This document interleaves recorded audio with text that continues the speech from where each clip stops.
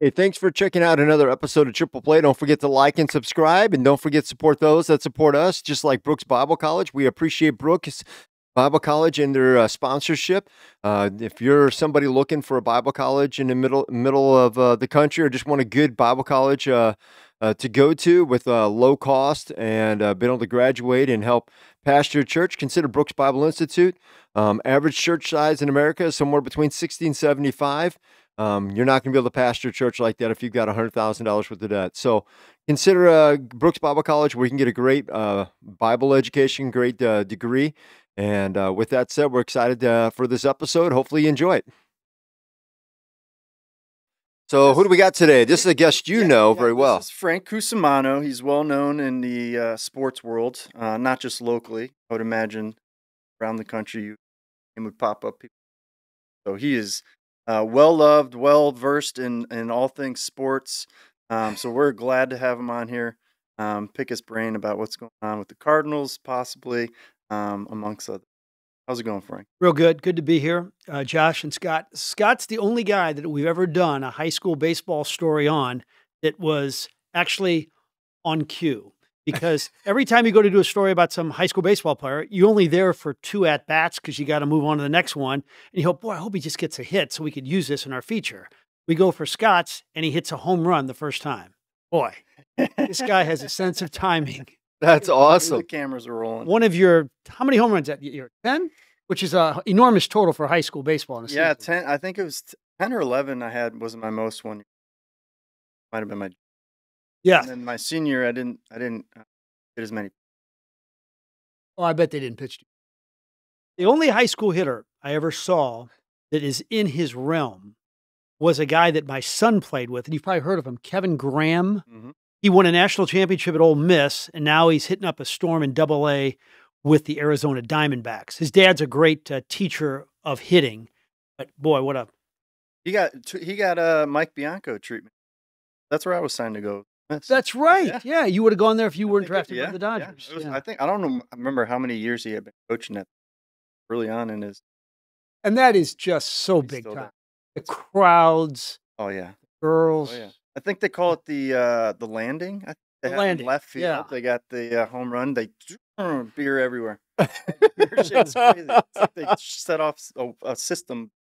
Wow. It's incredible. That's So, I learned something new about you every day, Scott. I tell you, it's great. Yeah. So I got to go on, not to talk about myself, but I got to go on my recruiting trip there. Was when Eli Manning was his last year, so we got to go to a game. Football game, all the girls in the all dresses. Yeah, it was. Oh, it my was a goodness. sight. They had chandeliers. Very fancy. Wow. That's wild. Mhm. Yeah. We were talking about the Olympics. Want to hear something random about Scott real quick? He was the first Major League Baseball player to hit a home run outside of North America. Which Olympics? Wasn't Olympics. Well, it was. I think was Major probably League Baseball. Australia. It That was probably Australia. They started. I think. It was a Was the tour first- of players, like a major league players. You took Yeah, a tour. we played. So in 2000 14. I think we went to Australia, Sydney, and we played the Diamondbacks in a series there. Open up like Wow. week before. Yep, and you'll hit a home run, and that went on record for the first home run ever outside of North America. I recently Major did League a Baseball player. podcast with Adrian Gonzalez, and he'll say he had the first base. in a I foreign think a home country. run's a little more cash. Adrian Gonzalez. He's awesome. So Frank, what's going on with the Cardinal? What do you see?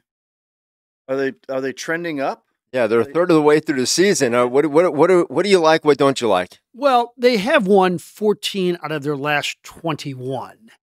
And what we're seeing with Gorman and Wynn up the middle, with the exception of some miscues defensively, is the birth of two stars. I mean, Nolan Gorman's going to hit 40 home runs as a second baseman. And I think he's going to be okay defensively. This is just an aberration. And Mason Wynn, I mean, I think he's more Gary Templeton than Ozzie Smith, but he's special. How so? Well, that he's never going to be quite Ozzie in terms of attention to detail and just elite defensively, but he's going to have these heart-stopping defensive moments where he'll be in the hole. He has Templeton's arm. And, you know, the crazy thing about Ozzie is that he played the second half of his career with a torn rotator cuff. He told me once, I knew I only had like one good throw that night. Is that well known? No, it's not. Yeah. Yeah. And before the game, he would never throw the ball hard, but he knew that, hey, look, with my rotator cuff, I'm going to be able to throw it hard one time a night. But I think he's got a little bit more of Templeton's athleticism and just his, maybe hits with a little bit more power than Ozzie did. And look, people want to like disparage Templeton. He ended up with 2,000 hits. He was a really good player. So somewhere Templeton and Sean Dunston. So I feel good about that up the middle. And I think Alec Burleson is a professional hitter. What's disappointing though is, are we seeing a decline at the corners, and is it permanent, or is that an aberration? So, I mean, your father, who I talk to every Monday, is not real wild about Paul Goldschmidt's future. And when you're 36 and your numbers are declining, it's logical to think that. The only way I can defend that is that I'm in the locker room, and I don't want to sound too invasive here, but of all the athletes I've ever been around, Paul Goldschmidt is the most well-conditioned and the best built and the guy who cares most about his body. So I don't think he's getting old overnight. I still think he's going to be productive, but he's probably not a 35, 110 RBI guy again. How do you think that comes about? Somebody extending. What do you think that there's like a secret sauce? So I'm thinking like Raul Ibanez back later in his career. Or think about some of those old Angels played in the 40s, Anderson. Like there is something that could potentially be there for Paul in the next 6 years I don't know if translate to everybody or if Well, I think it might also go to what do you think the problem is that he's having right now? Because it's his offensive numbers are way down. Is it, in the offseason he was bragging about going down to what was that place and working on a swing a lot. And sometimes I go back to Pete Rose's advice. Your swing is what you got you there. Don't mess with it. Like sometimes these guys are trying to tweak the swing so much that they get out of sync, right? Yeah. So, well, go ahead, Frank. Well, yeah, everybody talks about his bat speed, but then we've seen quite a few stretches where that bat speed is exactly the same. And he has been, as great as he's been, a pretty streaky hitter. I mean, he's had some miserable beginnings, and then he's gotten smoking hot. I just think that we have to get accustomed to no longer the 35 home run guy, but the 25 home run guy. And if he gets to an 800 OPS, I'd be happy with that. Oh, yeah. Yeah. So, well, you're not losing offensively. Paul, I think, is still top of not. You see how many times he's had to pick Win and guys at third, and like you don't notice it because you don't notice it. Yeah. Good point. Yeah. You kind of said it. And that's kind of, I haven't really worried too much about Goldschmidt because he definitely gets, you look at April 20th on, he tends to get much, he warms up, and then by end of June, July, he is smoking hot. So we get to July and we're having this conversation. I think I'm going to be a little more worried about Goldschmidt. I'm concerned right now, but not overly worried. But I am worried about the other guy because he's younger at the other pocket you're talking about, and his defense lately, Arenado, has not looked like the Arenado of old. Yeah. So. Well, he's a guy too that the mental thing just gnaws at him. I'm around him quite a bit, and nobody takes these airs and these hitless stretches harder than he does. It just wears it like nobody else. And you love that he cares so much, but boy, it's like he needs to take a pill to just chill and realize you're Nolan Arenado. You're going to the Hall of Fame. You're going to be fine. Then he had that stretch, just last week where he started lifting the ball and hitting home runs. So again, maybe not 30 home runs, but maybe 25. And I'd be happy with that with his group. I was going to ask what your thoughts were about the bullpen. That's with that Middleton going down. I was really hoping he would show up and kind of give them that lift that looks like their bullpen needs right now because they feel like they're a little overtaxed at the moment. But what are your thoughts? Well, he was the guy that we were all so high on in spring training because he throws so hard and his body's so big. He's so daunting on the mound. You thought, man, you put him with the other three at the back end, you're in great shape. And to lose him for the whole season, and who knows, when he'll ever come back, if the Cardinals will re-sign him. They got an option year next year at $5 or $6 million. That may be too high to take a guy coming off surgery. They also have had, who would have thought Gallegos would have dramatically fallen like this quick? And I've never been wild about him, but he's been, the numbers don't lie. He's been a pretty good pitcher. So they've had some serious losses in that bullpen, and they're so overtaxed because, we have 5 and 6 inning starting pitchers. They got when? Do you know any timeline on Yeah, it should be within a week or two. That I think even I like him out of the pen. Yeah. Put him in the pen. And if you had 3-4 inning him guy. and Libator from the left side out of the pen, that's fine with Romero. You know what I would do if I were the Cardinals? They have Tink Hence, who probably has the best arm in the organization. And I would just say, go ahead and go out there. We'll give you the ball every fifth day. I mean, the Braves do stuff like that. Why don't the Cardinals do stuff like that? And I know he's not tearing it up quite yet in Double-A, but he's got the best arm. And I don't know if Andre Palante is going to be your answer in the fifth spot. We'll see what happens there. But I'd take a gamble because they don't have a fifth guy right now. Yeah, well, he's one. And what about their AAA? They've got a couple guys in AAA who aren't necessarily tearing it up, but they also seem like they've gone through stretches. Down in, where they've looked good at times. Who's the other cat that they traded for last offseason that's down there in AAA that's done okay? He was Roby. Yeah. Got a good arm. Yeah. Are the Cardinals just going to pretend like Jordan Walker? It's unbelievable that you can go from the number one prospect in baseball to leading the Cardinals in batting average as a rookie among qualified hitters to now having almost 130 at-bats in Memphis and nobody discussing you, with only one home run, by the way. He was hitting 266 as of a few days It ago. was a bomb, though. He still has the juice. Yeah. Like, some guys like hitting. They're not willing to risk What do you think it is? Is that a mental thing? Do you think it's the playing with the swing in spring training like he kind of discussed, or do you think it's just a maturity thing? I had Brian Bowringer on today, former world championship pitcher with the Yankees from St. Louis, Northwest House Springs, where you went to school. Yeah. He brought up an interesting point. He just said that, he goes, there's too many people in his head, too many swing coaches for Jordan Walker. So I don't know. I think he was really wounded. And I think, maybe those first 50 at-bats, his head wasn't right. And now he's hitting a little bit better. Look, I'm not giving up on him. I don't think he's going to be Jason Hayward, have that kind of erratic hitting career.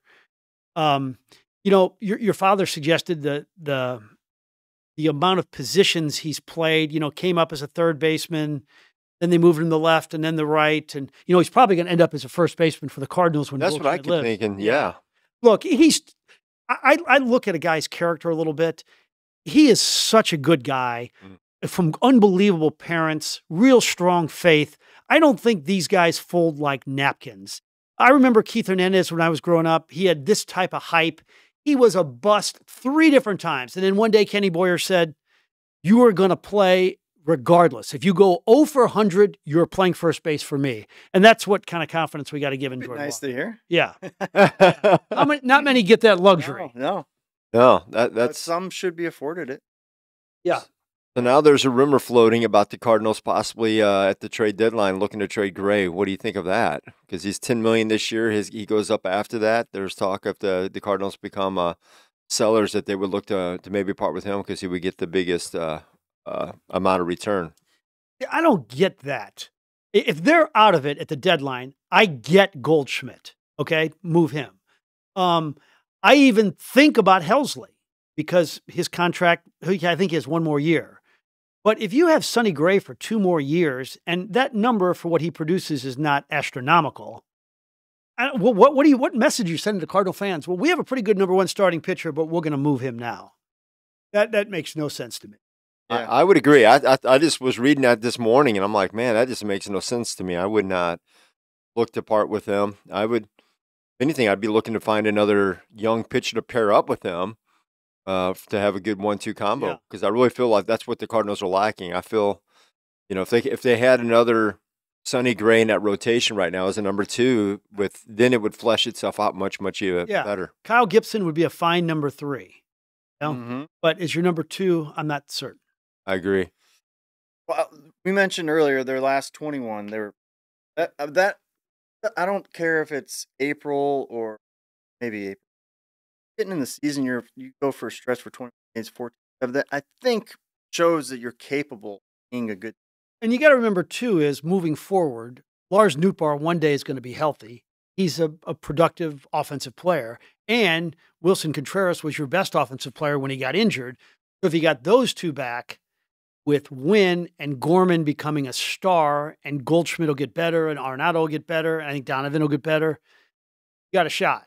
So I'm interested in today's start, actually, in Miles Michaelis. He's been the most disappointing I mean, with an ERA in the mid fives for what they're paying him, I don't know how you feel. You would know this better than anybody, but I know they say you want to throw in the strike zone a lot. But I don't know if his stuff is good enough to be in the strike zone a lot.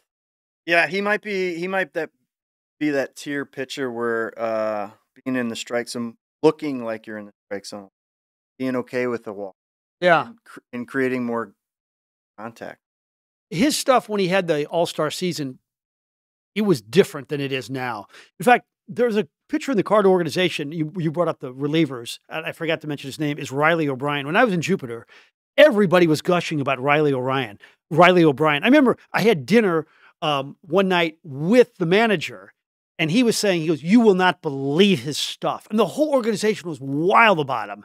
And then he got hurt. That's another, you're like 4 guys that you were counting on in the middle of the bullpen that you were really counting on that have just done nothing for you all season long. Yeah, I remember that name was like, yeah. On. Oh yeah. Yeah. That's another one.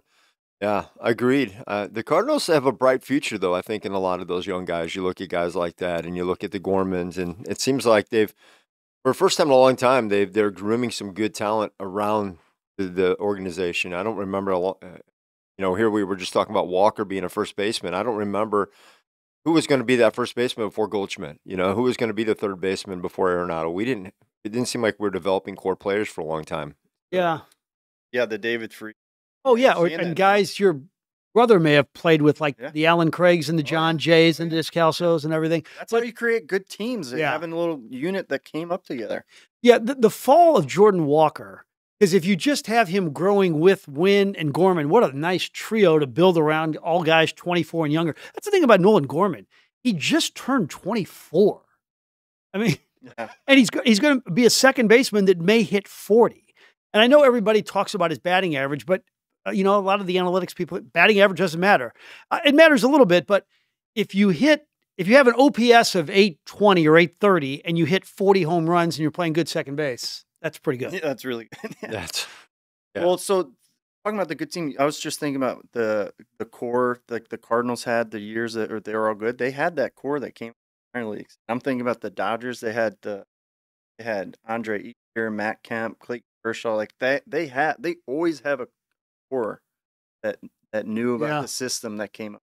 They always do. They the Cardinal way. The Cardinal way. George Kissel gone, and even Mike Schilt kind of alluded to that about a few months ago that the Cardinal way is no longer in existence because you don't have that incredible guy. And Schilt was one of those guys. He was, almost the modern day version of George Kissel. So that firing, when I retire, maybe 4 or 5 years from now, that'll go down as the greatest mystery of all time, is why Mike Schilt was fired. After they just went to the postseason, he was the manager of the year one time. He was a finalist for the manager of the year.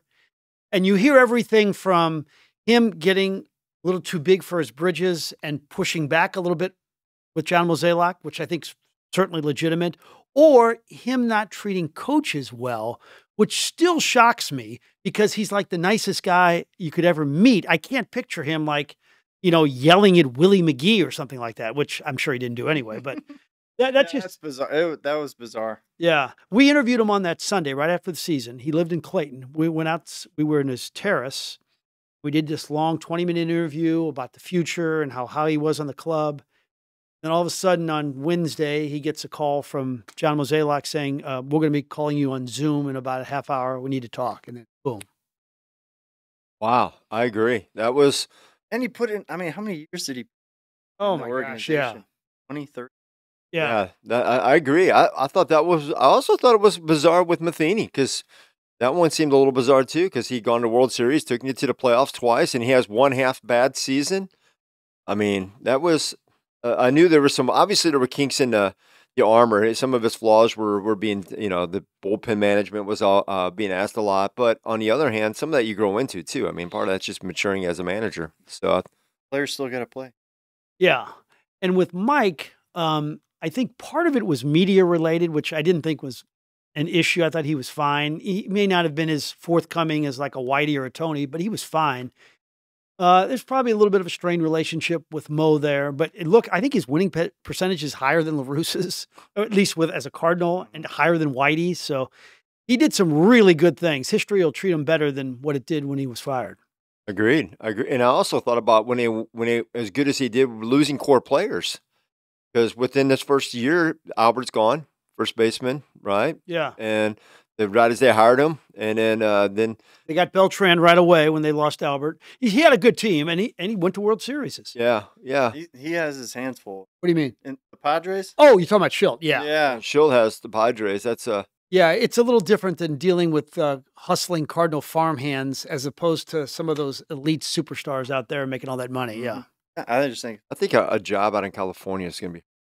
Seems like the teams out there, players go out there and they look like an Albert. They never quite perform as well. I look at other players, Vladimir Guerrero with the Angels. In modern day, not old school Angels, but like the more modern of the past 20 years. The Dodgers are the only ones that seem to have a winning way somehow ingrained in them. Yeah, outside of Trout. Right. And what did they fail to do? Bring up other people that were around him. Yeah. Came up together. It's almost a tragedy what his supporting cast. They got an unproductive Albert, and that's about it. Yeah. Well, they signed, what was that pitcher from the Rangers? When they signed Albert, they signed that pitcher and he never did. He was good that 1 year for the Rangers, went to the World Series against us. And I don't remember his name. I don't even. That's how bad it was. I don't remember his name either. He had a couple of really good seasons for the Rangers, and then he never. They signed him some big contract. They signed Hamilton to like a 3-year deal, like a year later, around the same. Was it the same time or a year later? Yeah. And that one failed. He went back to his old ways. It was like they were trying, but they were trying to do it outside the organization, and it just didn't work. Yeah. So, and I think it's kind of been the Angels' way, right? It was a good effort. And now you look at them; they could have traded Show last year and at least got something. I mean, it didn't go anywhere last year. That was a mystery to me too. Why at the trade deadline you got a guy like that? Why wouldn't you try to get what you can at this point? Because you knew you weren't going to keep him. That would have been wise. So, Frank, how long you been doing this? Yeah, I mean, I know you've been in media for a long, long time. How long? I was trying to remember. 31 years at Channel 5. It was April 12th, 1993, my first day. First story was on Mike Krzyzewski. The second story was on Bob Knight, who had both come to town. And then after that, it's been like all downhill. What led up to that moment? You went to broadcasting school? Well, you went to... Yeah, I played basketball at UMSL, and then I interned at Channel 5 while I was playing. Center? He said that he played basketball at UMSL, but you know what? You were on a really good team prior to that, right? I was very fortunate that my parents decided to have a baby the same time the Stepanoviches decided to have a baby. So I got to play at DeSmet with Steve, and we won 63 games in a row and multiple state championships, and we may have made the best team St. Louis had for a long, long time. But we had the best coach, Rich Grauer, and then we had a 7-footer, and all of the rest of us, we all got to play in college for free at Division II schools because of Steve. In fact, I remember when I was applying for my first job, it was in Kingsport, Tennessee, WKPT, this little station. And the general manager looked at my resume, and he said, he looked at it. He didn't look at it real closely, but he said, played basketball at the University of Missouri. He didn't see St. Louis. So he says to me with this question, I'll never forget it. He says, "Oh, University of Missouri? So you played with Stepanovic?" And I said, "Yes, I did play with Stepanovic." I didn't tell him it was in high school. He didn't ask. So first job at KPT in Tennessee, and then 7 years in Lexington, Kentucky, where it's all basketball all the time, so I didn't mind it at all. And then got back here in '93. What was it like having Rich Grauer as a coach? I love Rich. He's a good friend of mine. Oh, is that right? Well, outside of my dad, he was the male figure that I wanted to impress the most in my life. The most organized, the most thoughtful, the smartest, the best. Yeah, he was. I mean, we're in high school and we're playing CBC, and we'd have detailed 8-page scouting reports. We'd have, huge paragraphs on each player and his tendencies. He was a man before his time. That's next level. Yeah, it reminds me of Dave Duncan on the pitching side, with all of his manuals and breakdowns of pitchers well before everybody else was doing it. So, we had Dave on last week to celebrate his going into the Cardinal Hall of Fame, and everybody talks about the amount of work. I used to love it at Busch, just maybe about being in the press box or on the field doing live shots and seeing Duncan, Wainwright, and Matheny as the catcher walking out to the bullpen. It was like, 3 lawyers going to court. Those, or 3 soldiers going to battle. And then that long, slow walk where they just talking baseball and they'd go to that bullpen and go over everything. It was Playing with Stipo. Was that fun?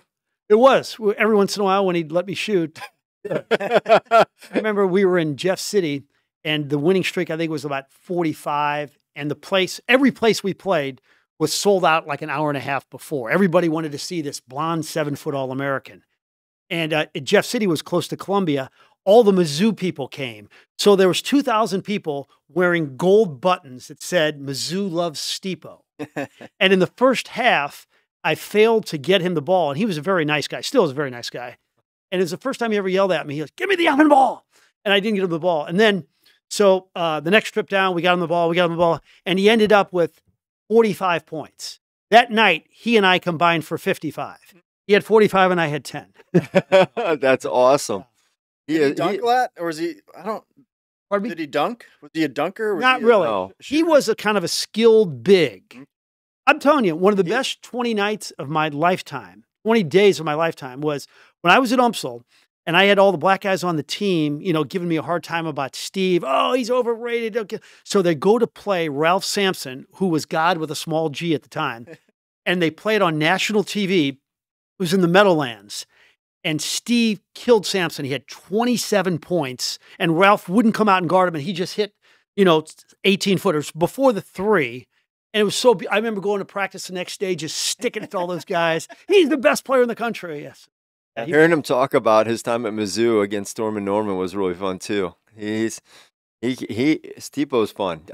You don't know him, hey? I know. Okay. My wife nannied for them. Okay. Yeah. Sure could. Yeah. He wouldn't have gotten hurt. He had 5 years in the NBA, like 14-10 guy. It could pass it.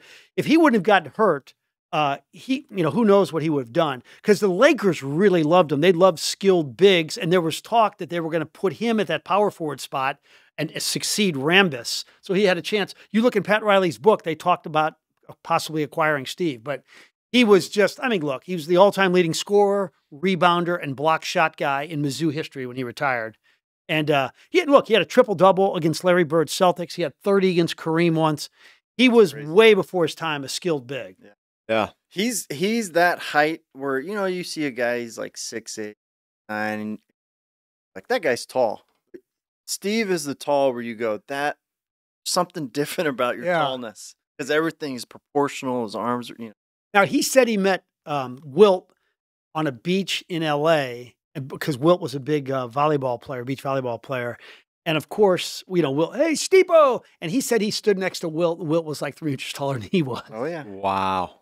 Wilt may have been 7'5". You get that. I don't know if you've been able to stand next to Judge on the field, but Aaron Judge is that kind of. Really? He's that. You see him in person, you go, there's something different about you. And you don't see that in baseball much. Like Frank Howard was 6'7", Jason Hayward probably, what do you think, 6'6"? 6'6", yeah. Yeah. And Jordan Walker, maybe 6'6", legit 6'6". And, like with golf, more things can go wrong the bigger you are. I think that's probably the same in baseball. How tall were you? 6'5", yeah. Well, yeah, that's... Yeah, it's just at longer levers. If you're off by a little bit, you're off by a lot more at some. Yeah. How well do you hit a golf ball, though? I can hit it far. Doesn't always go straight. Yeah. Your handicap has been as low as? Probably in my early 20s, I would shoot. Okay. Consistent. I'm addicted to it. I try to have a club in my hand every day. My kids, my 2 oldest were college golfers, and I never got to play because if you work, you want to watch them. Well, you don't have time to play yourself. Mm-hmm. But like just since their careers have kind of winded down, I'm playing. I would rather be good at that than anything in my life. We'll get you out to St. Albans sometime. It feels good to hit a good shot. Oh my God. I mean, look, last night I got off the air at 6:25. I was at Norwood Hills at 6:47. And then I played till like 7:47. Was back at the station at 8:05. I mean, there you go. Yeah, I'm still working. Well, have you ever applied? And a lot of pros do this: is apply your baseball swing a little bit lower. And I mean, you've practiced that enough. Yeah. The one thing I think that baseball players struggle with, the hitters, the pitchers don't. It's in baseball. You really want to keep your hands this, and Yeah. then a late release. In golf, you kind of want to get that turning happening at the point of contact. Yeah, that's the key. So yeah, baseball players tend to slice the ball a little bit more. How was Joe Pesci when you golfed? Yeah, how was he when you Paid me $100. I know, but how was he at for golf? 18. He was terrible. Okay, I was curious. I wouldn't think he'd be. Yeah, he's good. not good. I was He curious. was really, really funny to caddy with. I bet. Funny to 13-year-old listening to the guy cuss all day and making jokes. Oh, you liked him though. Yeah, very likable. Yeah. Very likable. Very he has the persona that he has in the He is. movie. He He's is. kind of like a little bit dark. He's a little bit, he's Yeah. kind of an a-hole, but you love him. Kind of thing. I don't feel that way about De Niro. It's another story. I haven't met him. Not one you've met. Not one. So, I've met, no. no, nor your dad, I don't think. that's right. So, I don't think your dad would want to meet it. No. No. He's been in the news a little bit lately. Oh, my just a little bit, gosh. yeah. I don't know why these guys do that at the end of their lives where, okay, now half the world is going to hate your guts. Even my friend Bob Costas, who's out there pretty much on this thing, I don't know why he would do that. He could go down as the most beloved sportscaster maybe of all time or one of the best of all time. And then now all of a sudden, look at you. Oh, that's the guy, smarter than I am. I don't know. Well, to your point, I think there is a moment in time, and maybe people are afraid that it wouldn't happen. That people want to hear your thoughts, but people want to hear Bob's thoughts. But I think maybe there's a time and a place. Maybe retire. Maybe it's a book or whatever. Yeah, retire may be the key word.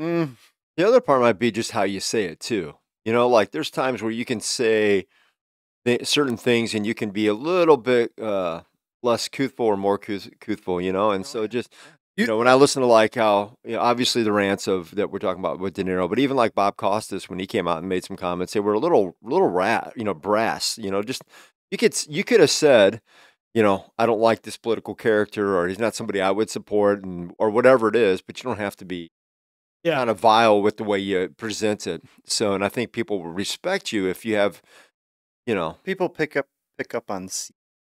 Yeah, yeah, or disagree without being rude. I mean, we all have friends that we don't disagree with, right? You can have you can have a conversation. We can look at something and see it and we can have a friendly argument, but it doesn't have to be angry. It doesn't have to be vile. It doesn't have to be mean-hearted. Sure. Just two people who have two different opinions, right? I mean, It's our heart behind the matter. Yeah. It always is. Yeah. It always is. Yeah, you don't have to be vile. When you look at like what De Niro did, that just seemed like more vile. It seemed really vicious and not There's an Italian expression called la mano fino. It's called the fine hand. Have a little touch. Yeah. Sensitivity. Talking about that. Say that again. La mano fino. One of the things I was going to ask you about is your parents' place on the hill. Tell us about, or your family's place on the hill. Tell me about how was it growing up around all that and having that part of the family? Well, I have to correct you. Not on the hill. Okay. Kemal's was around for 95 years. Okay.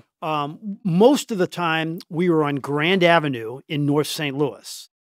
Then the last 25 years, we were at the Metropolitan Building in downtown St. Louis, top of the Met, the 40th floor.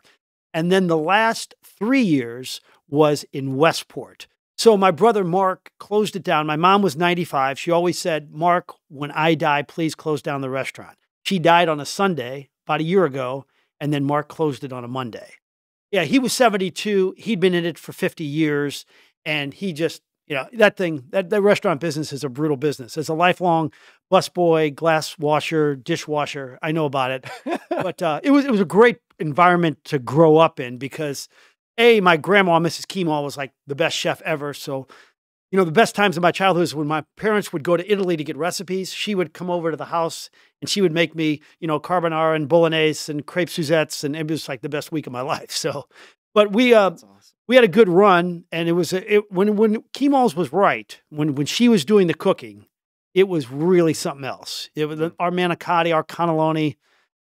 We should prepare it tableside, and it was really cool. Does she still have a cookbook to work out of? My wife has come out with one for the family that has some Kemal's recipes. The one thing we're not giving out is the cheese bread, which we were famous for, that had like 7 or 8 different types of cheeses. And my mom, when we got married, Monique asked my mom, could I get the cheese bread recipe? And my mom's response was, well, we'll just see how this marriage goes. She wasn't going to give it out yet. That's awesome. Amazing. So now you do taste testing though too, right? Isn't that something you have going on that you like a side project or something? Well, every Thursday on the radio, we bring in a different restaurant. We call it the Weekly Special, brought to you by the Pasta House, Lordo's Jewelry, and Kuna Foods. And we've had everybody from Paul Mano's to Tony's to Giovanni's to, all the great restaurants. They come in and they kind of tell their story. So, and then we did on TV for a while, Frank's Food Picks, where we went to a different restaurant for a long time, which was the best part of my job. I mean, I like covering sports, but I'd rather be eating for free. That's not a bad little gig. Yeah. Oh my God, it was great. So what's your favorite around St. Louis? Well, we just celebrated my son's graduation, so we went to Paul Mano's last Thursday. And I got to tell you, he'd be considered like a 5-tool player. I mean, what doesn't he do? He's a maitre d', he's an owner, he's a chef, he's a busboy, he's a greeter, everything about him. It's first class, everything he does. He sat there for 15 minutes and tried to explain to my son the proper way to buy veal chops from Costco and to prepare them. I mean, he's a genius. Yeah. So, but I love Bartolino's. I love John Tony's on the Hill. There are a lot of great ones, but those would probably be my top 3. Okay. Very good. Like that. That's awesome. So newscasting, you started in 1993, my graduation year, by the way. So I graduated high school in 93. And what's been some of your favorite stories over time? Like when I grew up, when I used to go to DeSmet, I would be on 270 and Ladue. You know what I'm talking about? You're driving on 270 and you get off on Ladue exit. Okay. So when I went for like 3 years, we'd take that route and I would see this Ladue sign that was like a little bit mangled, like some kind of collision. And it was because the football Cardinals had this kicker by the name of Steve Little. He was a first-round pick, one of the greatest kickers of all time from Arkansas. And it didn't work out with the Big Red. So they cut him. He went to this place on the east side, had too much to drink, and he wrapped his Mazda RX-7 around that Ladue and 270 sign. And I remember it well because I was a sports junkie as a kid. And I would see this sign and I think, boy, I thought about Steve Little. So when I first got the job at Channel 5, I begged Mike Bush. I said, let me go to Arkansas and let me do the story on him. So Steve Little got paralyzed, quadriplegic from that accident. While he was at St. John's Hospital, his wife, Sally, this gorgeous blonde cheerleader, served him his divorce papers. The governor of Arkansas, a year later, picked him up in his plane and brought him back home. That governor was William Jefferson Clinton. So I went to Arkansas to do this story to find out, what is your life like when you go from this incredible athlete, first-round pick, to only being able to move your index finger at the time for 17 years. And his brother took care of him. And I asked the brother, who was a handsome guy, good athlete, had a lot going, who gave up everything to take care of him. And he said, he's my brother. I have to do this. And just to tell his story, that was pretty powerful. That has stuck with me for a long, long time. Wow. Yeah. I would have a stick. Yeah, that is an amazing story though too. You think about a guy who went from the top to the bottom. When you interviewed him, was he on his way? I mean, even though paralyzed, how was the spirits at the time? It was brutal. Yeah. It was brutal. Drank a lot and just had nothing to wake up for. Can you imagine like you're in your bed and you wake up and you can't move until your brother wakes up to pick you up? And, to go from that high to that low. Well, look, I'm depressing this whole podcast here. No, you're fine. That's an interesting story. But I got a better one here. So this would be in the top 10. In fact, we just did this 2 months ago. You can look at it online. There's a coach at Incarnate Word High School. His name is Dan Rolfus, okay? He is the best high school coach or the most successful high school coach in this state by far. It's 13 state titles. He's won 131 games in a row. So just a month ago, he's down in Columbia, and Incarnate Word just won their semifinal game, and they're going to win another state title. So he's walking up the steps at the Mizzou Arena, And he says to his wife, I don't feel good. They walk out to the car, and his daughter is in the front seat driving. He's in the passenger side, and his wife is in the back seat. And all of a sudden, he slumps over against his daughter as she's driving, and he has this massive heart attack. His daughter is screaming as they've driven about 100 yards.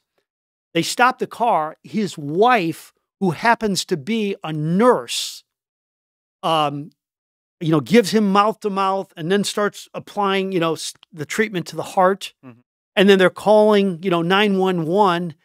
And for basically 90 minutes, his heart only breathed for like 20 seconds at a time for just a couple of minutes. So you're either going to die or you're going to have permanent brain damage and they have to put you down. But for some reason, with prayer and these doctors in this Columbia hospital, they saved him. And he's had, massive kidney damage, and he's had some heart issues where they've had to do a bunch of procedures. But I talked to him the other day, and he's walking now, 2 miles at a time. He has full brain activity, as sharp as a tack. It's a freaking miracle. Yeah, it really is. Awesome. So that's good. That's a better story. Yeah, that's a better story. Yeah. But it also brings up something I've noticed about you and your stories, and that is faith always seems to be a backbone of some of the stuff that you do. How has that played into your career? Well, if I can do a story about a Christian, I definitely do that story as much as possible. And, I may offend some people, keep your religion out of it, but I don't really care. So, and it's interesting because all of my favorite interviews have been guys who have like really good faith, like Wainwright, who I was with last Sunday for the race, or I saw Reggie Sanders bobblehead. He was one of my favorites too. Albert at times was difficult, but in general, a pretty good guy. But yeah, I don't want to force my religion on anybody, but if I can share it with others. Yeah. Yeah, it just seems like, as you said, it seems like a lot of your backbone of your stories have always been in faith. And some of that I know it's just natural, but it goes without saying, just watching you over the years. How about who influenced you to be an announcer? I think of before you, like a Zipper Zupper and some of those guys who seem were a little bit before you.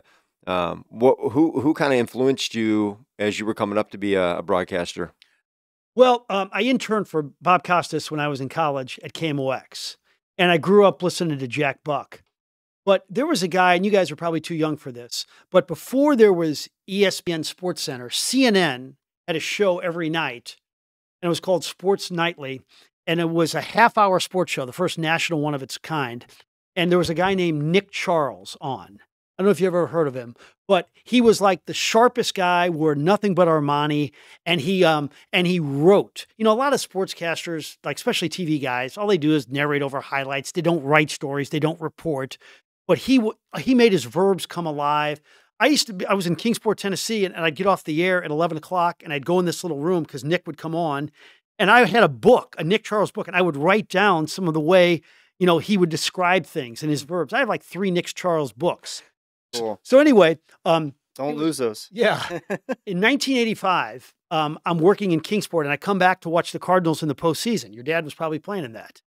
And I take a connecting flight in Atlanta to St. Louis, and I happen to get on the same plane as Nick Charles, and he's the same seat. So I got to be with my idol for like an hour and a half on this flight. So I get off the plane first, and my girlfriend at the time, Monique, who became my wife, she's waiting for me to pick me up. And I say to Monique, Monique, who is my all-time favorite hero? And she says, oh, Nick Charles. And then like 12 seconds later, Nick walks off the plane. Frank, good to see you, buddy. Stay in touch. And her like jaw dropped. It was the best 12 seconds of my life. And then he and I became friends, and he came to St. Louis. We ate at Kemal's together, and we always kept in touch. And he went to Kentucky Derbies when I was down there too. So he was the guy that, even though I wasn't with him every day, had a big influence on my life because I saw his work ethic, saw the way he wrote, saw the way he dressed. He was top notch. So your wife, how much did she play in helping your career through all the years? Because obviously she's probably the unspoken glue that holds it all together, right? She's overrated. She really is. Today is our 37th wedding anniversary. Oh, congrats. Wow. Yeah. Congrats. And I asked her if she wanted to go out to dinner tonight during my dinner break. And she said, no, I'm playing pickleball. But when she was walking out of the house, she was playing pickleball twice today. She was in her pickleball gear. And I just want to tell you, you look right now as good as you did when I first saw you. She looks like $1 million. I swear to God, I bet she liked that. yeah, she did. Yeah. I'm still madly in love. But Monique's best story is this, when I got the job back in 1993, I was a reporter. Then after about 10 or 12 years, Mike Bush decided to move into news. And I'd been doing all the sports pluses. We had won some things and everything was going well. I thought for sure I'm going to get this job. And because I'm not going to say, they decided to go the African-American route. And Rennie Knott is a very talented sportscaster, and he did well. So they brought him in from D.C. And I'm in the general manager's office. You know, she called me up there and said, hey, I need to talk to you. So I thought for sure, she's going to tell me right now, I'm going to be the sports director, and I'm going to get the job. I said, no, we decided to go in a different direction. He goes, we want you here forever. Here's a long contract, but we're going to go this route. So I walk out of her office. I'm on the 3rd floor, Channel 5. And I'm like devastated for like 30 seconds. I'm on the top step. I have to sit down, call Monique and said, you'll never believe this. I didn't get the job. She told me, she goes, you realize how lucky this is? This is God looking out for you. We have 3 young kids at home. And instead of being on Market Street every night till 11 o'clock, you get to see them grow up. You get to go home at 6:30. And at that moment, things just changed. I swear to God, it was like 30 seconds. I didn't feel badly anymore and then for the next 15 years, 4 or 5 nights a week, we get in our Toyota van, the 3 kids and myself, and we went to a gymnasium or a driving range or a batting cage. And then we went and got slushies and ice cream afterwards. It was like the greatest blessing God ever gave me. All because of Monique, made me think. Yeah, it gave you perspective. Yeah. Women are good at that. Yeah, they are. They are a lot smarter. Sometimes they just have to put up a mirror in front of our faces. That is true. So of all the different newscasters you worked with personally that you've actually done stuff with, who have you enjoyed working with the most? Well, it's got to be Mike. In fact, he's had a big influence. Mike is also a guy who took the time to write stories and to do, thoughtful pieces. He's not a guy just narrated over highlights. And, I saw Mike, even when he got to a really high level, get to the station early and stay late. I mean, I used to have like a little inner competition who would get there earlier on a Sports Plus Sunday. And we were both there. The show doesn't start till 10:30, and we were both there at like 11 a.m. And, writing stories, blocking shows, and, going over lines. Hey, do you like this? What do you think here? What should we put it in the 3rd block? Who would be a great guest? I mean, every Monday morning, he would call and say, okay, all right, I know it was really great that we had Ozzy on this week, but who should we shoot for next week? And I was like the booker of guest. And we brought in everybody from O.J. Simpson to Bob Costas to Charles Barkley to Bill Walton. And we, tried to get the best guest possible every Sunday for Sports Plus. In fact, one of our most famous ones is one Sunday we booked Bill Walton and Andy Van Slyke. And Bill Walton walked into the green room, and Bill was not a big baseball fan, and he says, "So, who are you?" I said, well, I'm Andy Van Slyke. What do you do? I play baseball. I mean, Bill Walton did not know. We always tell that story. That's awesome. Bill Walton. Recently. Yeah, 71. Yeah. I was with him a year ago, about 13 months ago. He came to the MAC. We sat him down for 20 minutes in a thoughtful interview. He goes, Frank, it's so great to be here at the Downtown Missouri Athletic Club with all these great Missouri Athletic Club members in St. Louis. What a beautiful city. The Gateway Arch. He just went on and on. He's good at that. Yeah, he was great. Good place, too. So you said you at the beginning when we were kind of starting to talk, you mentioned retirement. Are you planning on that, or is that? No, not in the near future. Okay. But I would like to slow it down. My days are long. Get to radio, about 9:45, come home at 11. Now, a lot of times I do get that little break where I'll meet Monique or meet the kids, but it's long. And I'm not complaining because it's sports and there's other people who have much more important and much more difficult jobs. But I'm to the point now where I'd like being away from work more than I like being at work. I mean, I love not being at work. Yeah, no, that makes sense. I was just curious. Do you have young guys coming up to you and asking you to help them learn how to be Yeah. good broadcasters? Like, well, I have a guy that works with us now, Corey Miller, who I'd like to keep working with. And then, 3 or 4 more years, hey, this job is yours. So, yeah. And anybody that, wants to know about the business, like, I think the most successful thing or the smartest thing I ever did was successfully divert my kids from the business because it's a long one. So I'm glad they're not in it. But anybody who has taken this path, I'm always happy to help. Awesome.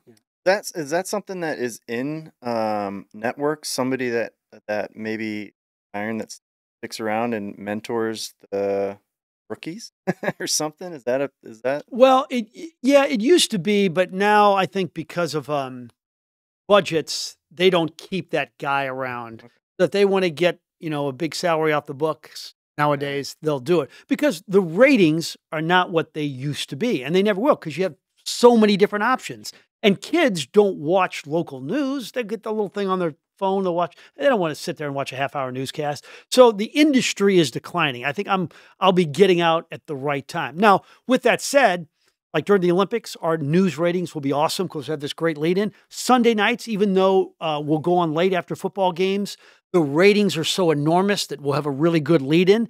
And if we properly promote our big guest on Sports Plus, we'll get a good number, but it'll never reach the level it used to. There's just too many things to watch. Yeah. Sure. So, basketball. Do you think St. Louis will ever get an NBA team? You didn't happen to watch our newscast the other day about this, did you? No, Okay. apparently. So the one guy that could possibly make it happen is Dave Stewart, who is the founder of Worldwide Technology Raceway, one of the 5 wealthiest African Americans in the United States, has more money than Oprah, strong Christian man, played basketball at Central Methodist. He ironically played for the same coach that I played for, Tom Bartow at UMSL. He played for him at Central Methodist. So he and I have become relatively good friends. So we did this interview, and at the end I said, "What about you in the NBA? Because I know you love the sport." And he goes, "I've thought about it. I'm not ruling it out, and we've talked about it. And the NBA would love to have more African-American ownership. I just wonder if there's enough corporate sponsorship that would support an NBA team, because that's what you got to have. Because now you have City SC, along with the Blues and Cardinals. But yeah, I think it would be really great. I don't think it's likely in the near future, but Dave Stewart's worth $8 billion. He could do it. Well, and the other question then is the Battlehawks. I mean, look what they're doing on football. They're bringing in huge numbers of fans, and they're not even an NFL team. I love it. Yeah. So they do? what They is bring that? in like 30,000. Yeah. Yeah, they had 32 last week, and then this week for the first playoff game, they're expecting 42. And if they win this playoff game, for the championship game, they could have 60,000 there. Be crazy. Now, if they don't make the championship game, they could have 6,000 there, because nobody's in St. Louis on a beautiful Sunday on Father's Day, the U.S. Open Day, is going to go down there and watch Birmingham play against San Antonio. That won't happen. But if the Battlehawks are in it, they're thinking 60s, not a pipe dream. Wow. Isn't that, what does that tell the NFL? They kind of messed up. They know what the attendance figures. But when you've just written St. Louis a check for $800 million, I'm not so sure you're going to grant us a favor and say, we'll go back to that city that we just had to write a check for $800 million to. But, look, there's no such thing as a bad NFL town. There's only bad NFL owners. And unfortunately, we won the lottery in hell, back to back with Bidwell and with Kroenke. I mean, no city could be more cursed than that.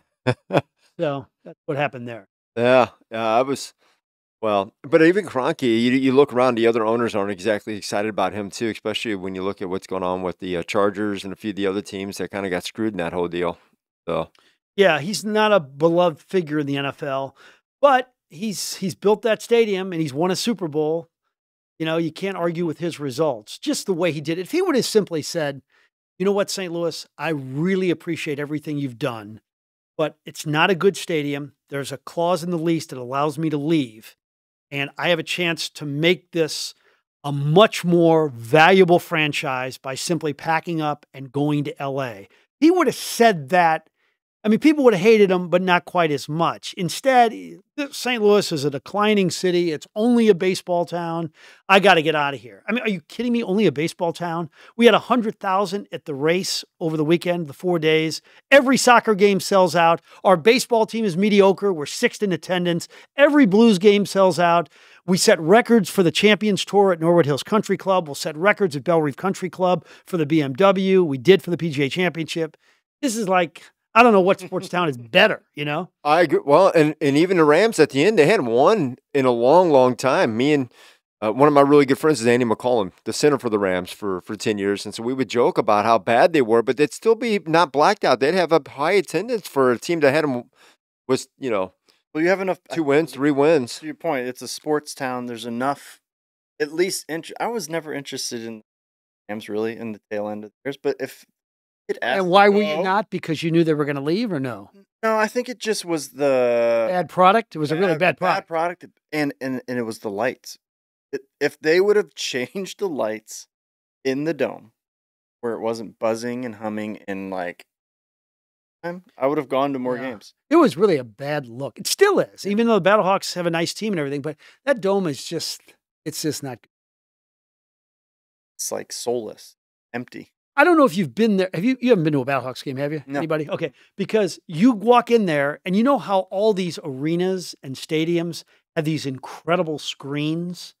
Their big screen is as big as this thing right here.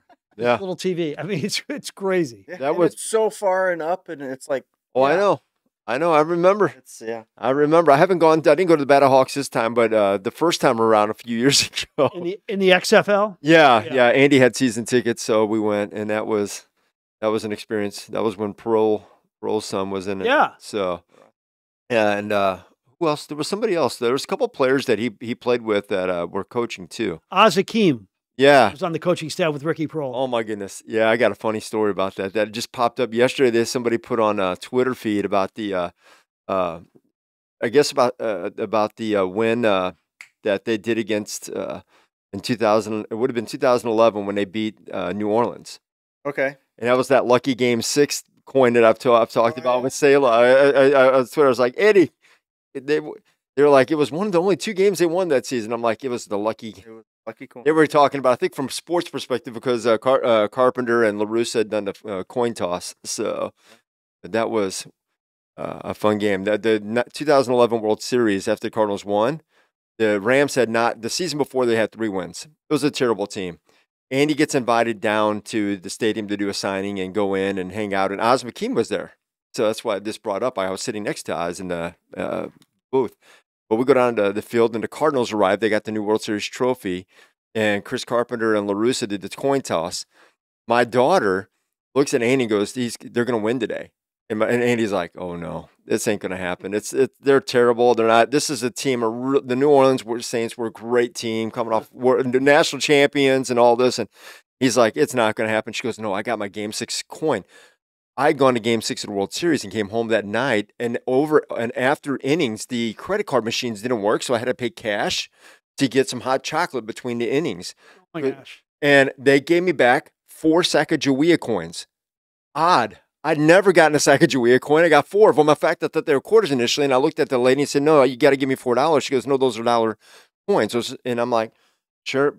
So I came home. I had 4 girls at the time, and I left one at each of their spots and said it was the lucky Game 6 coin from the World Series. And so that game, New Orleans lost. The Rams win. It was the only other win I think they had that year. Yeah, they were bad. It was bad. They were bad, but that was fun. That was fun. Oz couldn't believe it either. He was like, they're going to win. Oh my, and even he was laughing at my daughter say at that whole joke. The whole booth, we were all laughing about it. So it was not only the worst product possible, but he was also cheating. You knew that he had a mistress in LA that he was going to go to. I mean, who's going to stay with that woman when A, she's treating you terribly on the field, and B, she's having an affair? So that's why we gave up on him. Yeah.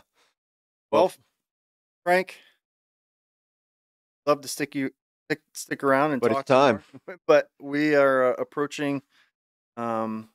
Got to get you out of here to your next busy venture into your wife Monique and all the stuff that you got going on. But is there actually going to do a story right now on a guy at Bogey Hills? We're meeting at 2:00, who on Sunday had a hole in one on the second hole, and then an hour and a half later, he had a hole in one on the 8th hole. Quit it. Yeah. The odds are just like crazy. I wrote them down, but can you imagine that? Did he have to buy 2 rounds of it for everybody? That's my first question. I'm using that. That's 2 good. rounds or 1 round? Yeah. That's awesome. Frank, it was really awesome of you to come. We enjoyed talking with you, learning about your history and where you came from and how you got into sport. Guys, honored to be here. Thanks so much, Josh, Scott. Thank you so much. Really appreciate it. Well, we appreciate it. We'll catch you guys next episode. Hey, thanks for joining us for another episode of Triple Play. Don't forget to support those that support us. And that includes Andy McCollum and those guys at Resource One at 636-458-1798 for any of your financial planning needs. Or Chris and CS Design did the intro, the outro, our website, all that good stuff. Give those guys a call within your IT, web design type stuffs, 573-436-3717. And lastly, Jeff Earhart and State Farm Agency. Give those guys a call for any of your insurance needs, 314-821-5333, or Jeff. You might just get my co-host Scott answering the phone over there. Catch you guys, and we'll see you next episode.